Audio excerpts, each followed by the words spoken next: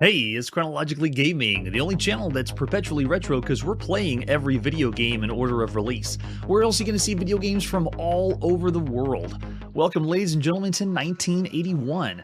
We last left off with Imperial Walker as we continue our quest playing all the games we couldn't find a definite release date for at some point in 1981.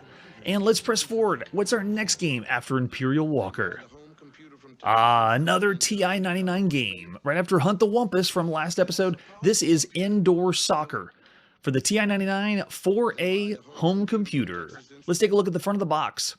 All the excitement of live soccer in your home and indoors, apparently. The most realistic soccer game yet devised with all the fun of the real game. And there's the example of the cartridge that will be popping in our TI-99 with no manual. So maybe it's an easy game of soccer. We'll see. This is Indoor Soccer, released at some point in actually 1980, as we play some of the other games we didn't get definite release dates for from last year. All right, we're going to push number 2 for soccer. Lots of different language options there. So you can see the copyright's 1980. This is actually released at some point in 1980. the intro ditty got cut off, and I haven't touched anything on the computer. All right, so now it's saying soccer. Are we indoors or not? Is this indoor soccer or outdoor soccer? All right, so team name, let's have the Wumpuses. The Wumpuses for team number 1. And team number 2 will be the Chronos. How long do you want the game to be? Wow, okay, well, let's make a 5-minute game. We usually don't spend any longer than that on it. All right, so press enter to kick off. It can't really be determined if it's indoor or outdoor. But I have another controller plugged in to our TI-99 and pushing enter. And we're good. Okay, so I'm on the left side controlling player 1 with the blue team. And then the second player is, yes, controls the red team. So I have 2 controllers plugged in at the same time. I have possession of the ball and I want to go for a kick. So I'm going to push the only button I have on the TI-99 controller. Interesting. Is it let go? Oh, okay, you push it once and it starts to spiral around the ball. And then when you want to kick... No way. Yeah, when you want to kick, then you just push the button again. Very bizarre. Okay, so I'm now in control of the second player controller, moving around the field, and when I want to kick, I push the button once, and then again, whenever I want to fire, can I control? Yes, okay, you control the goalie too. Similar mechanics we've seen for the hockey game that we played on the Atari home computer. This one, I'd say, is moving is moving a little slower paced. Oh, you can even do tackles. That's awesome. Yeah, as far as moving around, look how slowly the characters are moving, at least compared to what we've seen before. But look how many characters are on the screen, especially for a game that was out in 1980. Interception, nice. And I've never seen a soccer mechanic like this. You push one button, and it starts to spiral around, and then based on your timing, then it'll shoot. You'll kick the ball in that in that direction, without having to go around the other players, and that's also how you pass. All right.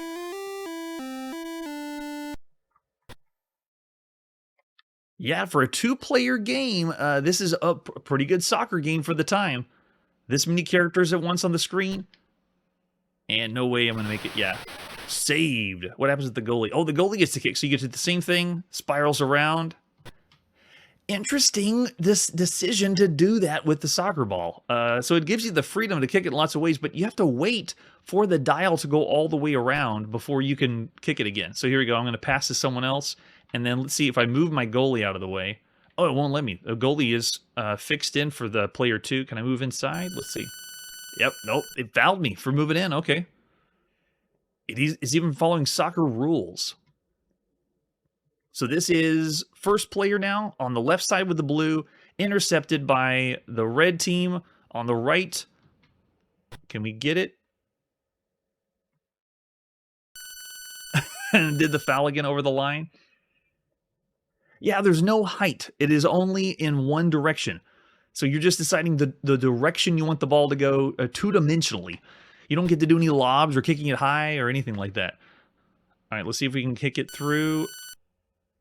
Oh, it's now halftime. Okay, so it is timing us as we play. Yeah, it broke the total time of the game into 2 halves. Yeah, the character sprites are pretty typical for what we see for the time. The amount of characters is pretty good. This is on a home computer, and we're actually playing this on the year before. This is sometime in 1980. We did miss some of the TI-99 games in 1980, so we're trying to pick up the slack. Oh man, let's see if we can do it. So I'm moving my way so I don't. I can probably hopefully get a goal in here. Nope, saved. And going down to the bottom, bounces off.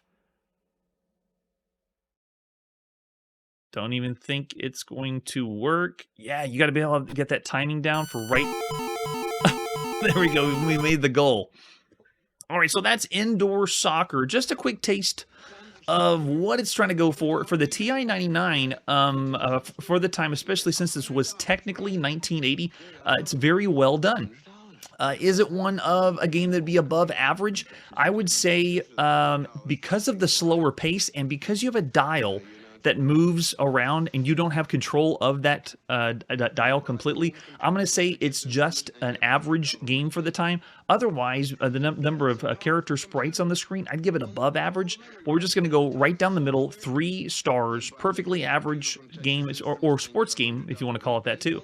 All right, so that's indoor soccer. Let's see what's next on our list of every single video game. We're now going to the Radio Shack TRS-80, and this is The Institute. I feel like we should say it with a very imposing tone. The Institute. Let's take a look at the box for The Institute. So either on the Model 1 or Model 3, you need 16K memory to play. That's correct. K as in kilobytes of memory. Med System Software is proud to present The Institute, a rousing adventure game by Jim Pearson. Way to go, Jim. You begin in an institution populated by a dwarf, counselor, guards, and other inmates. You can enter whole sentences as well as 1-2-word commands as you strive to regain your sanity. You must escape, but the key to escape is not in the building itself. Your dreams, brought on by mysterious powder, hold the key to escape, as well as 4 whole worlds of bizarre characters, locations. It's like playing 5 adventures in one. That's from the box. Let's take a look if we have any other artwork for The Institute. Nope, nothing else there. We have a manual, though. The manual. What will it tell us about The Institute? How to load the game. We can breeze by these because we already know how to use the how to load automatically on the other games. Oh, creepy ads. Yes, love those. All right, so The Institute is an extremely complex adventure. The scenario of the game is a psychological nightmare. One of the first games we played, we've already gone for a few horror games or games trying to be scary, and this one's going for the psychological side of it. Trapped in a mysterious institute, you know you are not mad, yet many of your fellow inmates are. The Freudian solution to your entrapment becomes a series of vivid dreams induced by strange powder. Each of the dreams takes place in different locations, making the adventure actually 5 adventures in one. The player is not limited to 2-word verb-noun commands. Wait, not limited to. That's interesting. Although in many cases that will suffice. Player can input phrases, sentences, and complex multi-word commands. That is awesome. There's only a couple other games as far as text adventure games we've seen that boast that. So you can talk when characters they'll introduce yourself and tell you things. Try things repeatedly. I or inventory to display inventory. Quit, save game, and then look can be used to get more information on the room's contents. Look followed by an object will examine the object. You can visible items, get, drop. We're familiar with those. And then movements, north, south, east, and west. And that is it. So pretty simple. But the text parser seems to be much more impressive. All right, so this is The Institute, released at some point in 1981 for the TRS-80. We'll be playing on the Model 3. And this is keyboard only, so type away. Will it load? Will it crash? We'll find out today. The Institute by Med System Software. Yes, let's see what Jim Pearson put together for us. So visible items are, we're in a stark white room with a hospital bed. If we look, we see nothing special.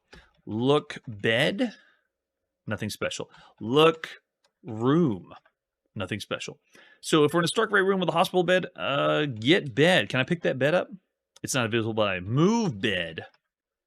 You can't. Okay, so we'll just go. You can't. You are drugged. Oh, we're drugged. That stinks. Can we even move left? No, we can't move east, north, south, east, west. With a hospital bed, open bed. A hideous creature enters. Oh, okay, so they're doing timed events? What? Look, creature. A disfigured dwarf is here. Look, dwarf. Oop, look, dwarf. Talk, dwarf. And is he a figment of our imagination or not? He says, welcome to the Institute, John May. You see more mercy than has been shown me. Okay, talk again. He says, they will tell you that you are insane, but you are not.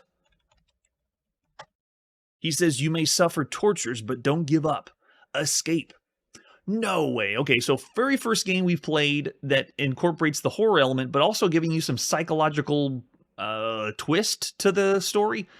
This is 1981, and the text adventure genre is going to progressively get more and more, I'd say pushed by Infocom even further, where the writing gets more and more impressive. This would be one of those examples. Really, really cool idea.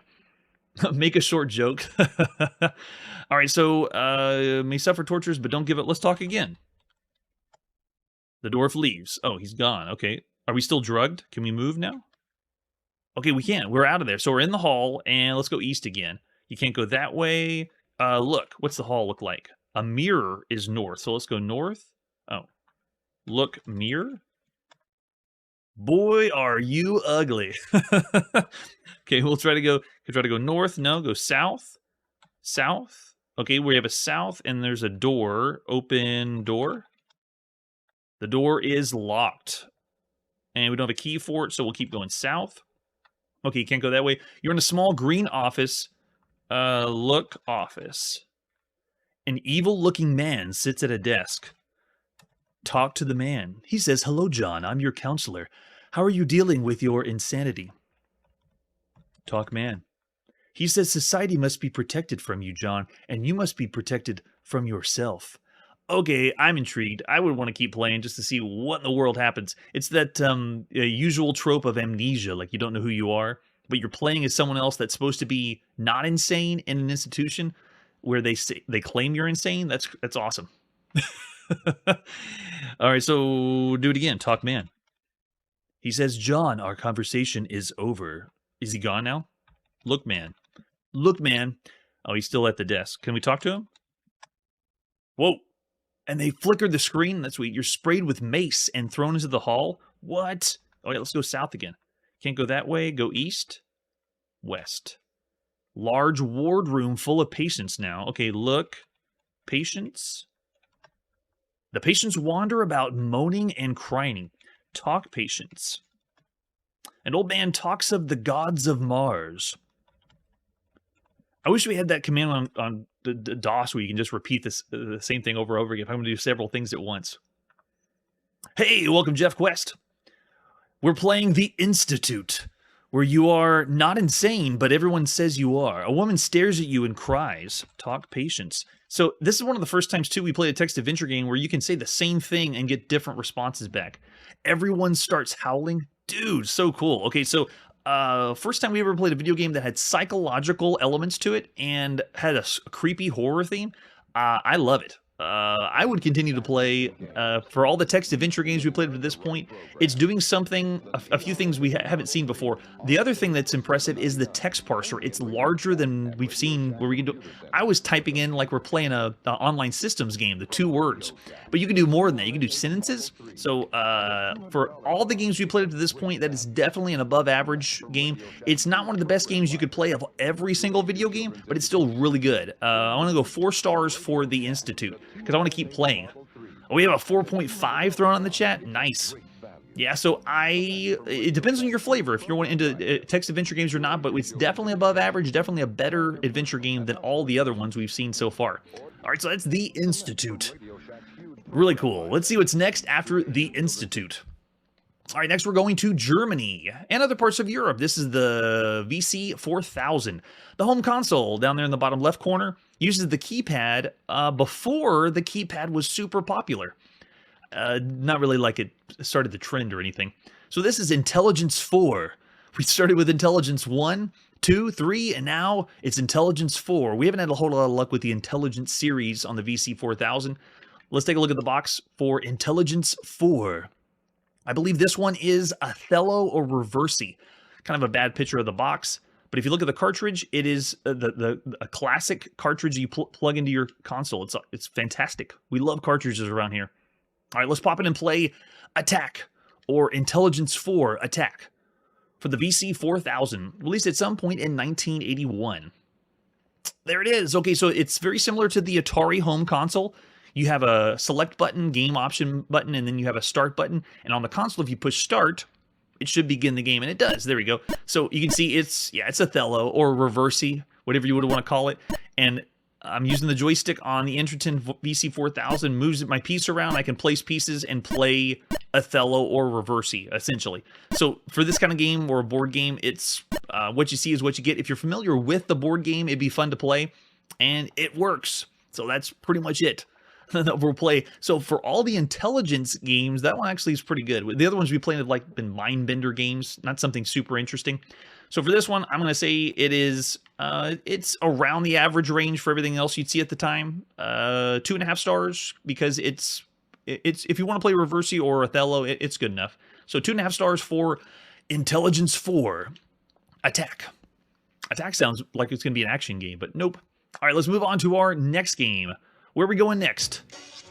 All right, so our next game is Intercept for MS-DOS or PC-compatible games. I believe this is one of the homebrew ones. We have no other information for this one except a screenshot. Super rare. This is by Michael D. Weil. Way to go, Michael. Released at some point in 1981. Intercept. Welcome to Intercept. I'm Agent 68, and I will be your guide through the adventure. You will give me 2-word commands to get me through various rooms. Make sure you have me look at all the objects in the different rooms. Sometimes an object may appear in the room which was not there the first time the room was entered. Your mission is to recover stolen pages containing a top-secret rocket formula to mission headquarters. To save, you insert a blank data disk and type save. And to load, you put a blank disk in and type load. If you need help, you can try help. All right, here we go. So it looks like another text adventure game. Oh, they're doing like Adventure International. They're splitting it up into 2 parts. I'm on a street. From here, I can see a car and a phone booth. So, full disclosure, this game is notoriously difficult. It's one of those way too cryptic puzzles and so simplistic that it just would drive you nuts. So, give you an example of what we want to do. So, let's go go phone booth. It probably won't even know it, right? Oh, I'm in it. I'm in the phone booth. Okay, so I thought it was only 2-word text parsers.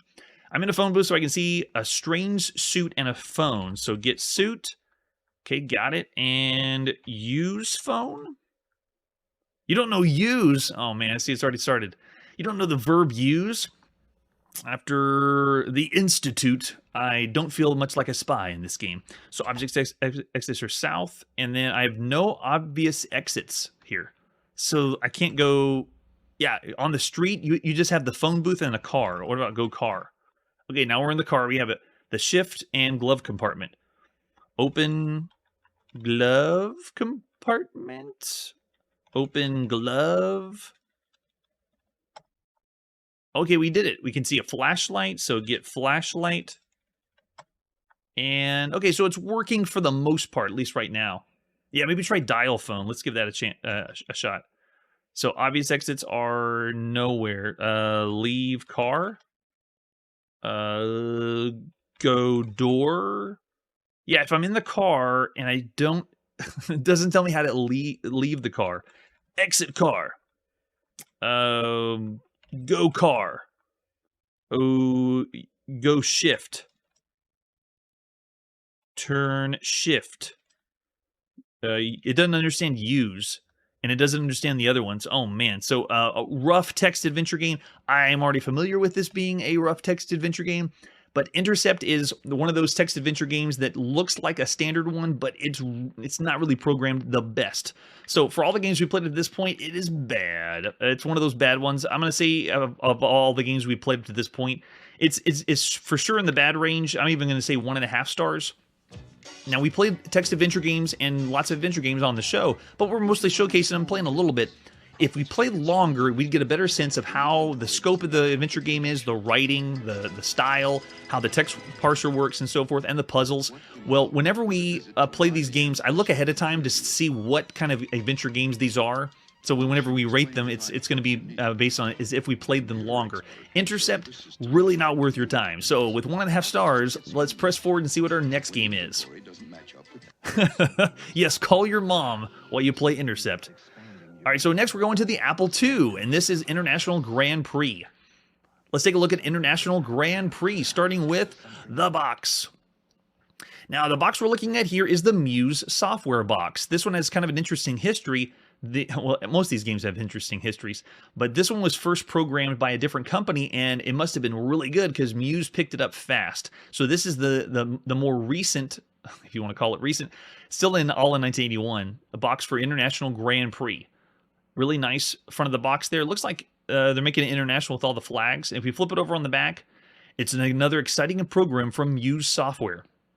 5 Grand Prix style circuit roads, including Oulton Park, Warwick Farm, Carceloga, and Monaco. Okay, well, Monaco I'm familiar with. 5-speed manual or automatic transmission, with or without cruise control. 8 levels of difficulty, and you can see all these different features.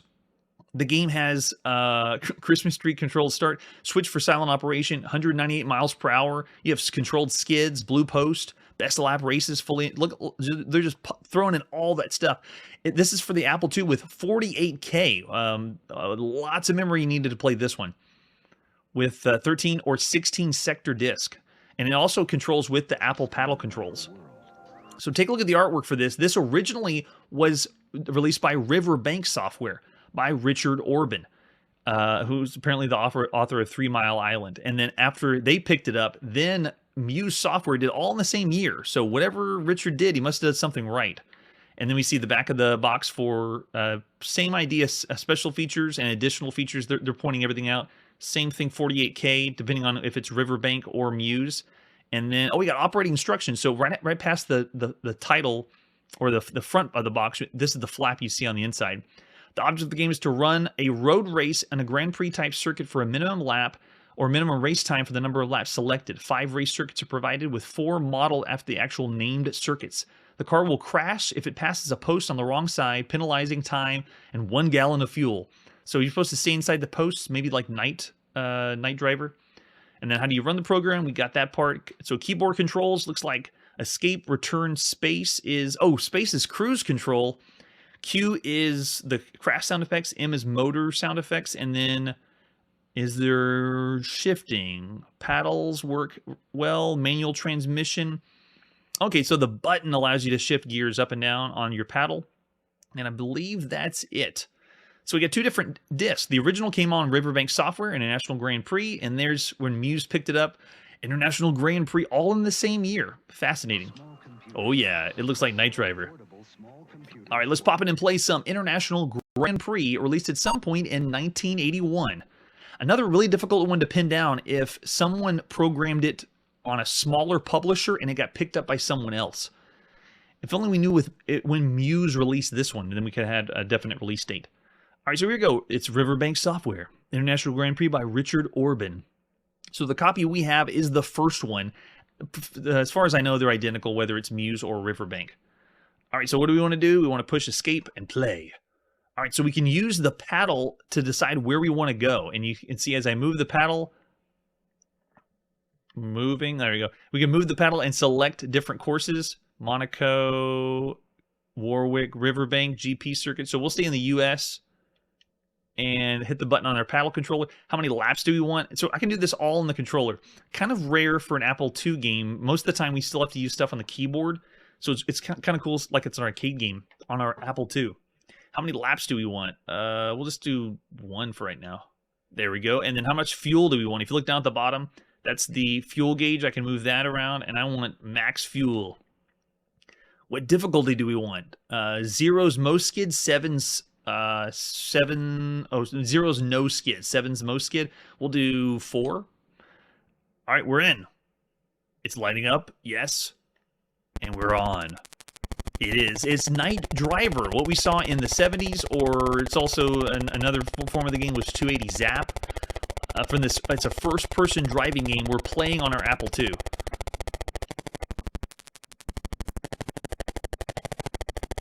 And I'm shifting gears using the paddle controllers. How am I accelerating? Is it just going? Oh, okay, you hold the... Oh, interesting. So the only button you have on the Atari paddle controller, you push it to change gears, but then you hold it down. And then you push it again and hold it down, and it shifts and accelerates. So your shifter and your accelerator are the same one. Whoa! Sound effects are pretty typical for the Apple II. But man, a first-person driving game on your Apple II, that's awesome. And it's even giving you kind of an idea of what it's like to control at least the wheel down at the bottom.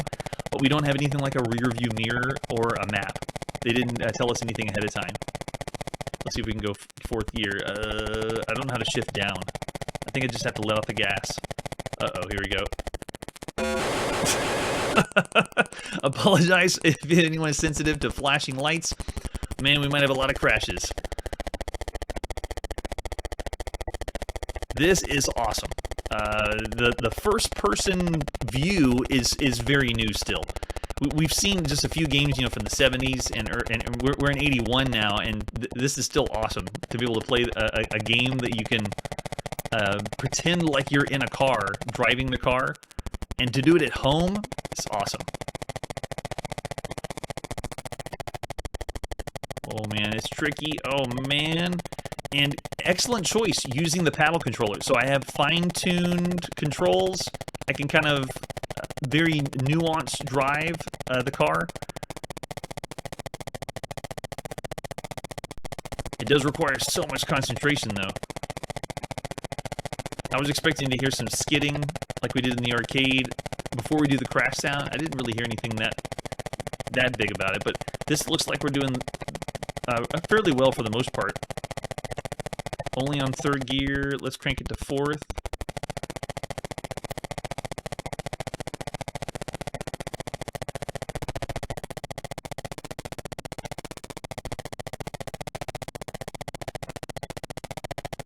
This game is not new to the channel. Oh, we did it! A new winner! So the game that we're playing is obviously first in... Well, I thought I was done. So it was the new winner, so I just let off the accelerator. Yeah, we've seen this game on home consoles, and there was one other game we played that didn't play as well on a home computer that looked like this. This one's pretty good. Of all the games we played up to this point, this is not average. It's definitely above average. I would even say it's one of the best games you could play because the rest of the driving games we've seen are top-down.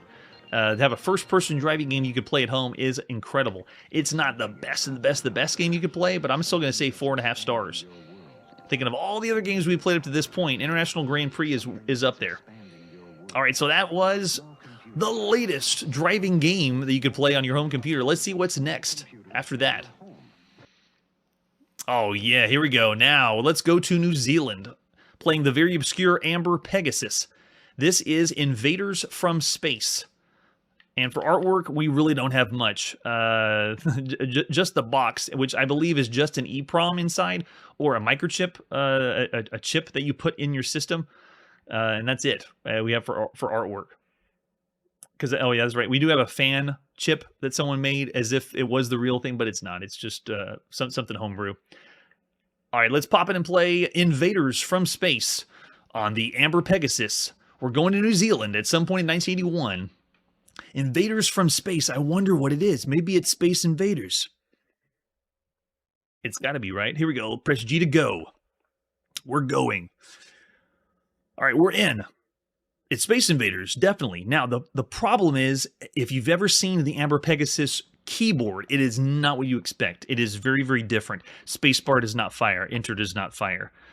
Most of the commands you're used to using for playing a video game is totally different because every single one of these is programmed differently. So to move my ship, I have to move K and L to move left and right, and then C is to fire. Don't ask me why, but that's how you play Invaders from Space on the Aamber Pegasus. And it's Space Invaders. It honestly looks like it's... frame rate is even lower than anything we've seen before. and I'm even getting a delay whenever I want to fire. I wonder if the computer itself, the way it was programmed, the invaders are moving faster because it can't keep up or display that many sprites, and that's why it's slowed down. But it can't tell yet. But it's Space Invaders. Invaders from Space is pretty much what you'd expect to have an obscure home computer playing Space Invaders. Yeah, what's the frame rate? Is this like 2 frames a second? And in New Zealand, they had they're still using PAL, so it's still 50 hertz. All right, there we go. So that's Invaders from Space. That's all we're going to get is a little taste of how that one works. Yeah, there is no sound effects just because of the emulator. I don't even know for sure if Invaders from Space had a sound that they would play. This is an extremely hard to come by and get information on. So Aamber Pegasus is one of the rarest home computers we'll play on the channel. And like I said, with all the other computer games, we're trying to play as many as we can, but I cannot promise we'll play every single computer game. Some are just going to be too hard to come by, or they're actually are lost to time. But anything I can get my hand on, then let's do it. All right, so of all the Space Invaders games we played to this point, it's bad. It's pretty bad. I even want to go close to broken, so I'm going to say 1 star for Invaders from Space. I can get the idea of moving around and firing, and if this is all you had in New Zealand, then more power to you. But of all the games we played so far, yeah, it's a 1-star game. Invaders from Space. After that, let's see what our next game is. We're now back on the Apple II, and this is Jawbreaker, which I believe is on Apple II and, yes, Atari home computer. Let's check out Jawbreaker for the Apple II. Starting with the artwork. Here's the front of the box. Jawbreaker, designed by John Harris. Used for Atari computer system with a joystick controller. Sweet. And I think that's it. Yeah, we don't have a lot of information for the Apple II. Let's pop in and play some Jawbreaker for the Apple II. Released at some point in 1981.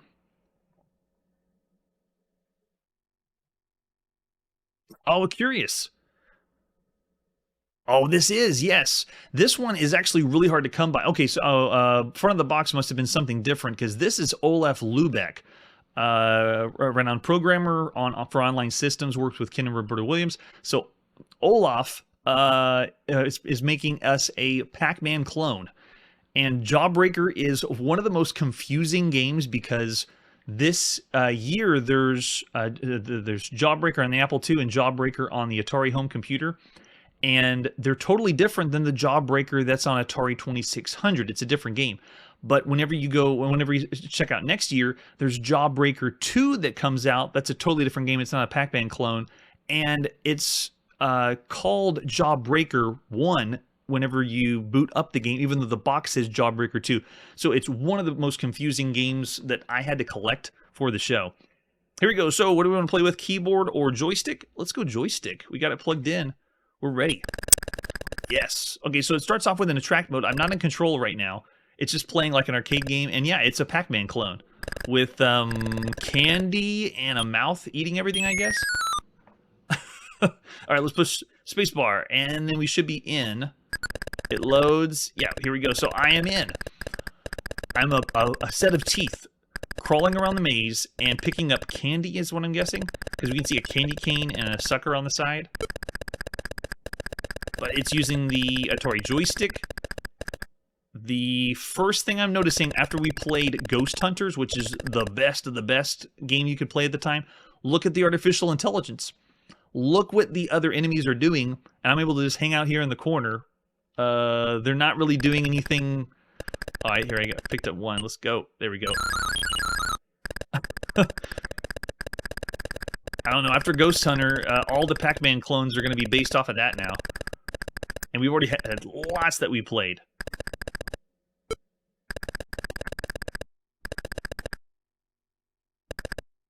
So for the Apple II version, it's okay. It's still pretty typical for what you see at the time. You gotta remember, we don't even know what Miss Pac-Man is yet. Pac-Man's still the only maze game that started this whole trend. And so being able to play anything at home is still really fun. Oh yeah, and I can still see people having lots of fun with this one. Let me see if it even changes boards. Oh, no! If we can get through that far.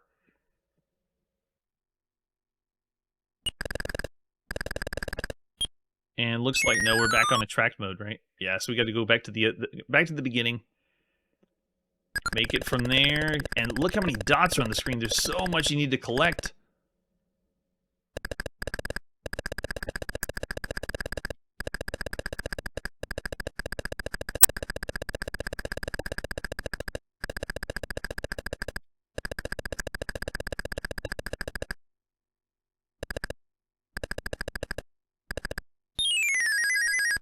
So they're not doing the fruit like Pac-Man. They're doing candy as the motif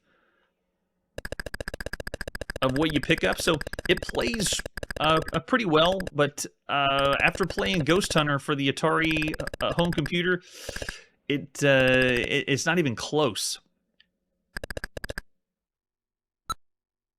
Let's see if we can get past the next level.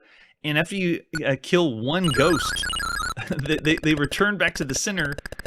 Yeah, there's little things that are making it where you think you're playing a Pac-Man clone, then you realize it's not as good as other Pac-Man clones we played. Oh, here we go. That's it. Oh, he didn't come after me. Yeah, the artificial intelligence isn't directly coming. It's almost random. They just go in whatever direction they choose. And then they brush our teeth when we win. Is this an educational title? Are they encouraging kids to brush after eating candy? Alright, so Maze looks like basically the same one, at least from what I can tell. Alright, so that is Jawbreaker for the Apple II. Let's take a look and see what Jawbreaker for the Atari home computer's like. Alright, so this is Jawbreaker for the Atari home computer, and we got some more info for this one. The box is different, and you can see it's brandishing online systems in front of it. You need at least 16K of memory, all machine language, and there we go, by John Harris. If we flip it over on the back, this arcade game takes you to the candy store for a wild game of tag with some of the rowdiest playmates you'll find anywhere.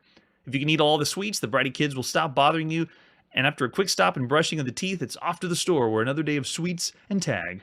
The most extensive usage of Atari graphics to date, it says. At least it claims on the back.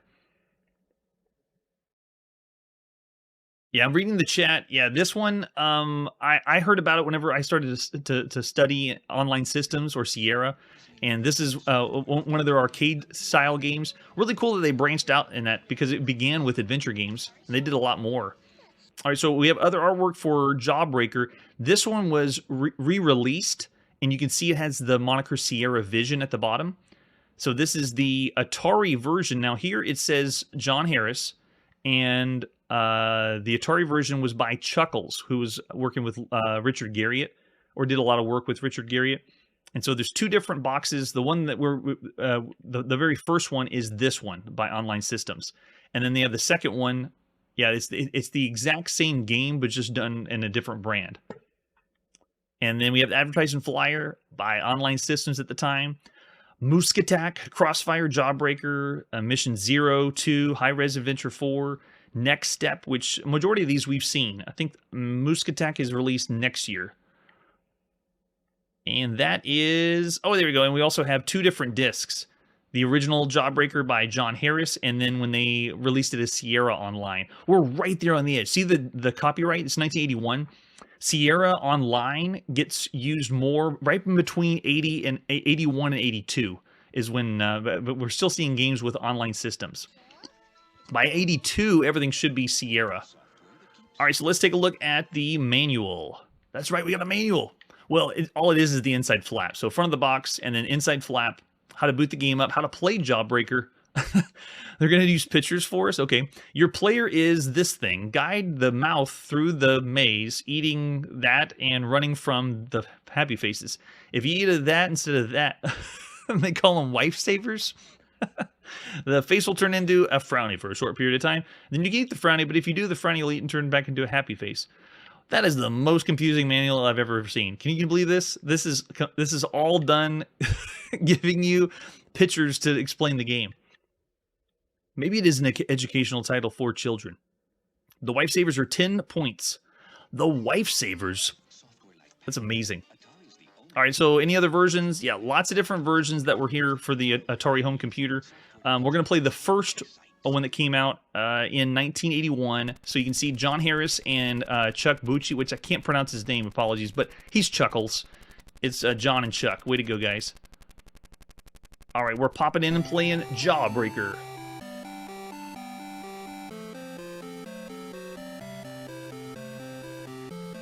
The Candyman. There we go. See, the Apple II version should have done that one. All right, how do we go? Oh, we're in. Atari joysticks ready to rock. So plugged in. I tried doing options or changing different settings, and there's no other option. It's just one game, and we're playing it. We're in. I am the mouth moving around. I did turn on artifacting for this one, so you can see there's different colors around the outside. If you want to call puke green a color. But they turn into rolling sad faces. So you can tell the difference between Apple II and this one. It's almost like we're playing a different game. It's the same idea though, Pac-Man clone, but it's not looking the same. It still has the mouth, but it's not like we're playing the same thing. Oh, I can see this one's programmed differently too. The other one, when we picked up the pellet, it would. And your teeth fall out. Nice. When you picked up the pellet and you sent somebody back, they and they're smarter this time too. I gotta be on my game. Yeah, programmed much better this time. At least for artificial intelligence. And the red one's following me the whole time. It won't let up. Oh yeah. So this one is the better version of the two Jawbreaker games in '81. Only because I got my ass beat. All right, so let's try again. Going down to the side. Let's see if I can actually be smarter this time. Now that I know the red one's going to follow me everywhere. See if it passes through that side. There we go. There's a neat effect that they did on the walls. If you notice when I go up and down, it looks like reflections on the walls, but they're using the screen of the Atari home computer for that. Oh yeah, not doing so good though. Still, of all the Pac-Man clones we played, it's really not doing anything that impressive. It gives you the fix of playing a Pac-Man game. After we played Ghost Hunters, I shudder to think what the heck I'm going to do when we actually play Pac-Man for the Atari 2600. Because these are still better than the Pac-Man on the 2600. In fact, we've played so many Pac-Man clones that are better than the 2600 Pac-Man that I don't know where I'm going to rate it. I think it's going to be really, really bad whenever I do get to it. We may not get through a board because of how tricky it is.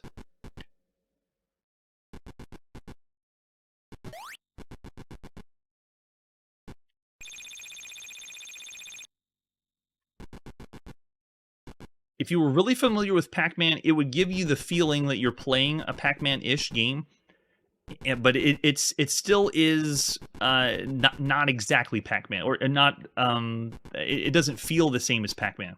It's difficult to describe, but whenever you play this, it's a top-down. It's just a top-down maze game that has elements of Pac-Man.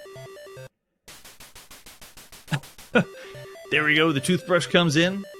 We got clean teeth. We can go get some more candy. Same map as before, and like I said, there's no options, no variations. That's it. All right, so that's Jawbreaker for the Atari home computer. All right, so out of the two versions, this Jawbreaker for the Apple II, I'm going to say this one is subpar compared to everything else we've seen.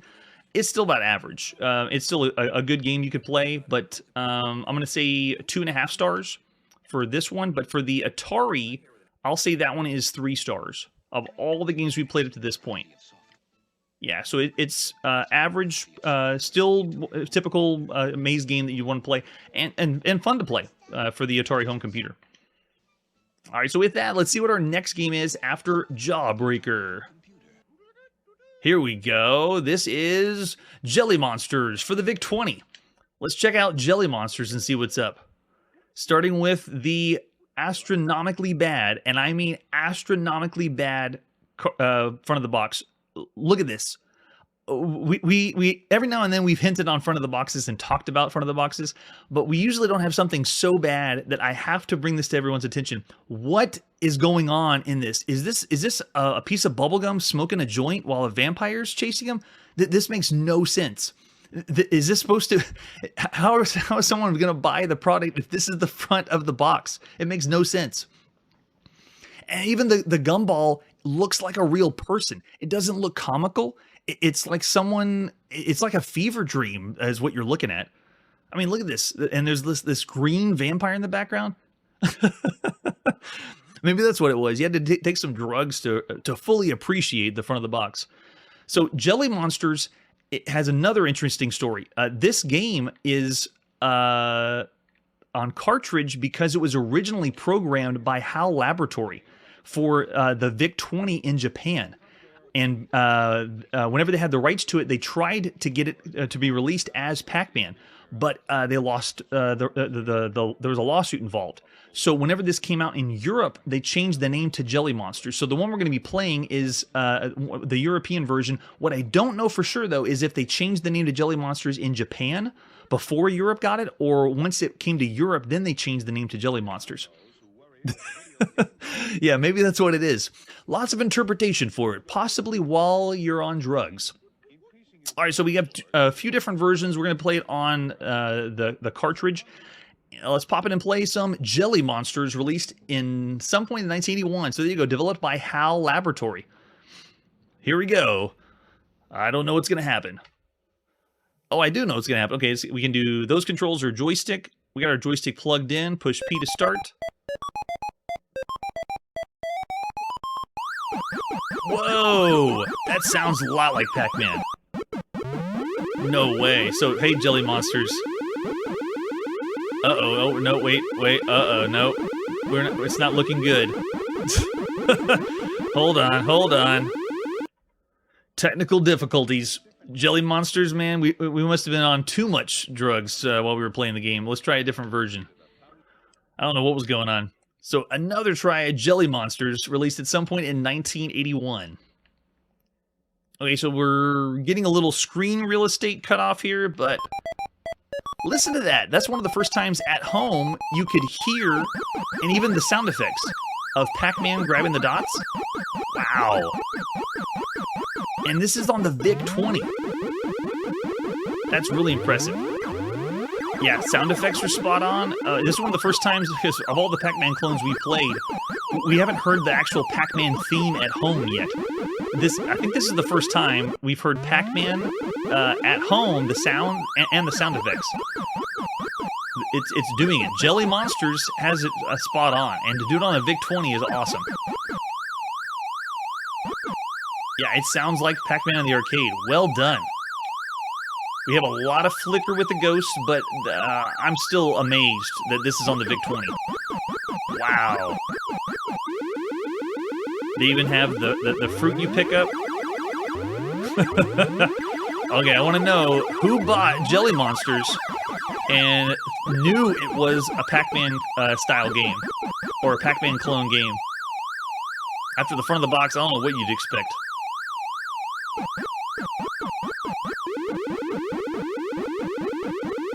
Let's see if we can get them all. Oh, they're already flashing. Not gonna happen probably, right? Nope, not gonna happen. Not good. You can see it's cutting off the screen. I just know the maze by heart, so I'm just memorizing. Okay, it's gonna go over here, and then go over there. Wow.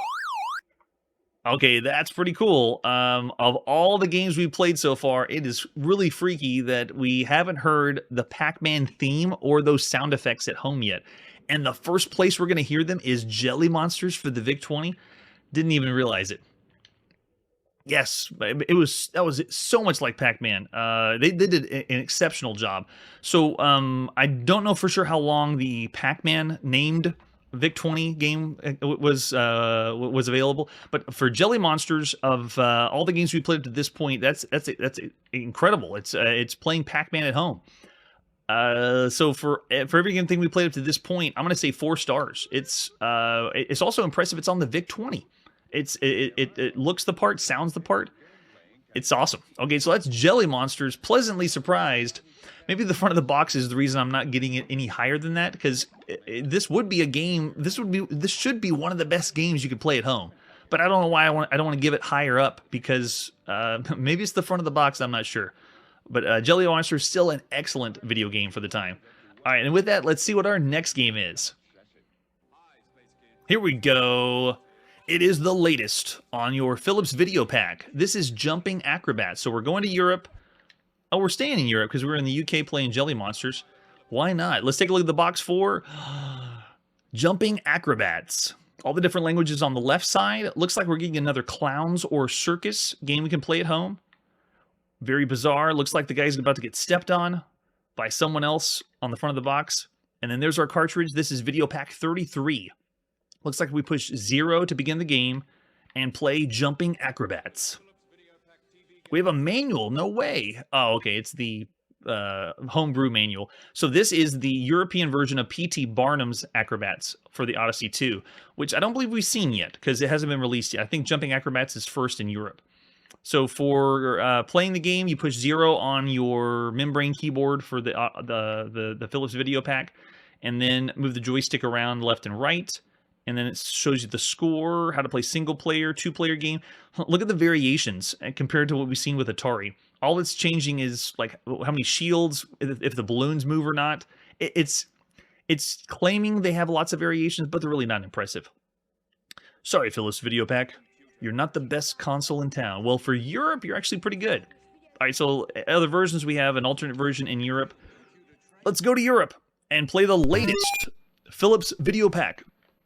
Jumping Acrobats, released at some point in 1981. I hope not. There is an actual manual. I wasn't able to find the scanned manual for it. All right, so here we go. We want to push 0, and we're in. How do we start? Do I push 0 again? Or is it looking for the game mode? Well, maybe we'll refer to the manual then. After we push 0, then you run into the big top. One of the acrobats is standing on the platform on the left. 3 rows of balloons. Use the joystick to move the teeter board from side to side. Use the action button to make the... Oh, I think I know what it is. On the VC4000, sometimes the 1-player and 2-player are switched around, so that's all it was. Let's go back over here. Yes. Okay, so yeah, it's just because you have controllers flip-flopped, and that's usual for the time.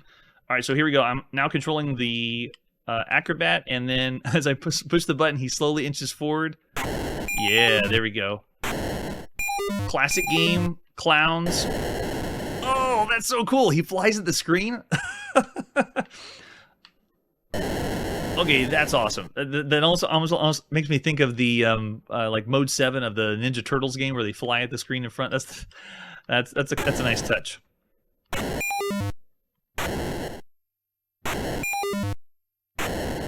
I like to call these the breakout variants. Wait a second, that looked like it should have worked. I don't know what was going on. But all you're doing is, just like Breakout or a ball and paddle game, you just now have people involved. Oh yeah, I just love seeing the guy fly at the screen. It's awesome. There we go. So cool.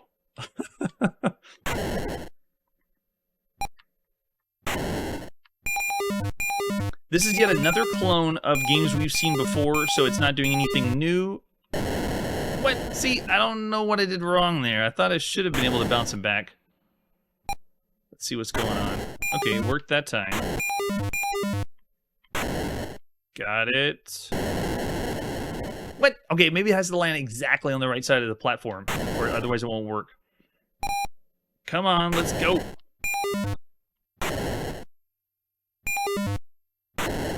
And this is a 2-player game, but this is a 2-player alternating game. So we've seen these games before from the late 70s that you could play at home. So it's I would say a subpar game, but still very, very fun.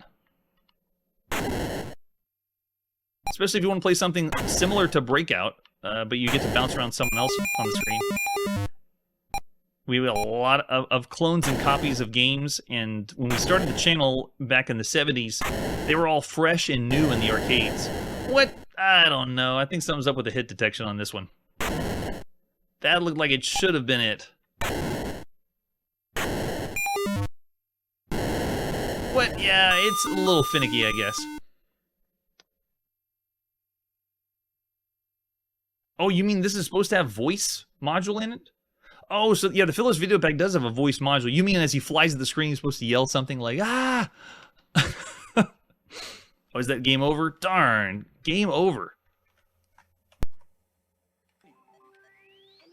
Oh, I see. Yeah, so I don't know if we can switch it out now. Yeah, it does have the voice module for it, but I don't think it's enabled for it. But because there's different models you can play it on. This one I think is for the G7000. But yeah, we're going to see that with other computers and consoles. They're going to have modules or pieces that we can put in to make it even more impressive. But yes, I would love to hear the guy yell at us when he flies at the screen. Well, so for all the games we played at this point, Jumping Acrobats is something we've seen before. But I'm still going to say it's around the average range, not really pushing to do something better. It's still a lot of fun, especially if you love this kind of game. But I'm going to go just slightly below average at 2.5 stars, considering all the other games we've seen up to this point. It's fun and it's functional, but it just doesn't do anything more to push compared to all the other games we've seen up to this point. All right, so and with that, we're going to put our video game playing on pause, leaving off on Jumping Acrobats. We're going to be continuing playing all the video games released at some point in 1981 in alphabetical order, and this is the J's. So we are moving our way through, but we have a lot more to go, and I'm really excited for 1982, working really hard on getting those releases set up and prepared. It's going to be bigger and better than this year. For sure. And as I always say, make sure you land correctly on the platform. Hey everybody, thanks for checking out the channel and joining me on my quest to play every single video game in order of release. We'll be streaming live every weekday at 9 p.m. Central, so join us and let us know if we miss any games along the way.